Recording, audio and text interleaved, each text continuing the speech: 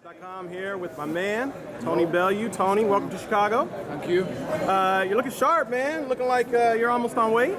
Yeah, I'm not far off. You know, I started at 235. I'm now down to 210, 209. So we see, man. It's been hard, long camp, but if it was easy, everybody would be doing it. Let me ask you real quick, why Usyk? I mean, you've had a great win, 2 great wins against David Haye. Probably could have retired, probably could have fought for a heavyweight title if you wanted to, could have did anything that you wanted to, but you chose to fight Usyk. Yeah. Is it because of the undisputed cruiserweight titles? Yeah. He has all 4 belts. And let's not forget, he called my name. And when somebody calls my name, I always answer the phone. I heard that. I heard that about him. He has all 4 belts around his waist, and the first name out of his mouth is Tony Bellew. So we'll see November 10th. You want to be careful what you wish for. So, assuming everything goes as planned on November 10th, you get the victory. And I stop him, yep. Is that it? Are you done? It should be. It should be. What if someone calls your name, though? Yeah, Dre Wood's been talking my name, but I don't know. He's supposed to be retired too. I was retired until this guy called my name, so I don't know. We'll see, man. Just one fight at a time. Is that hard? Is that hard, being a fighter, being someone who's competitive? When you look at the landscape, if someone calls your name, is it hard to resist? Because it's got to get to a stage where they've got to have something. Listen, in this fight, he brings the hardware to the. So we've got 2 sides of the bargain. He brings the hardware, I bring the paper. So it stacks up for both. If I beat this guy, what else is there left to do?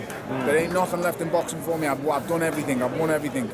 So just got to get to November the 10th, get the job done, and then I'd like to say sail off into the sunset. But listen, my life is that good that I couldn't have pictured a life that I've made for myself and my family. I come from nothing, absolutely nothing. I was given nothing. So believe me when I say that. I have a great life, a fantastic life, and nobody could have foreseen that life I've created for myself and my family.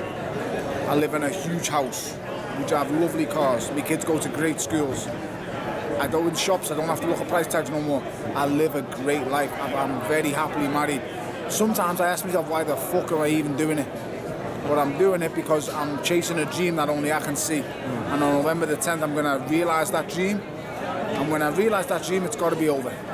Fingers crossed anyway. Is that what motivates you though? Is yes. That legacy-defining fight? I'm trying to chase a dream that I could never have believed would have happened when I was 10 years old.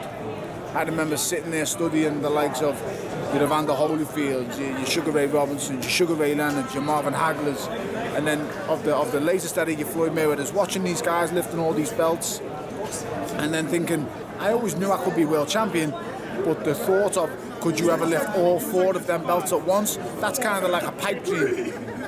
It's here now. It's in front of my face. All these 4 belts are in front of my face. They're on the table while I'm doing a press conference. I'm within touching distance of greatness. And getting that done is what drove me to make this fight. That's rare to see, especially in today's time when everybody's motivated by money. Of course everybody's motivated by money, and don't get me wrong, I could have chose more lucrative fights for more money than this, but the will and the desire and the draw of having all 4 of them belts all over my body is just too much, man. And when I do it on November the 10th, it's going to be one of the happiest days of my life. It really is. Everybody says, stylistically, this is going to be a tough fight for you. It's very hard. Well, it's stylistically, impossible. What's going to be tough for Usyk when it comes to you? When I hit him, 10-ounce gloves on. That's it? You're just going to touch him? Just what you see. When I hit him for the first time, he going to have the same reaction everybody else has. They look at me and think, he ain't got muscles, he ain't got a 6-pack, he kind of just looks like a normal average guy. But when I hit them for the first time, they get a shock. And he's going to get the exact same shock. I don't care who he fought, how many Olympic games he's won, how many world amateur, I don't care.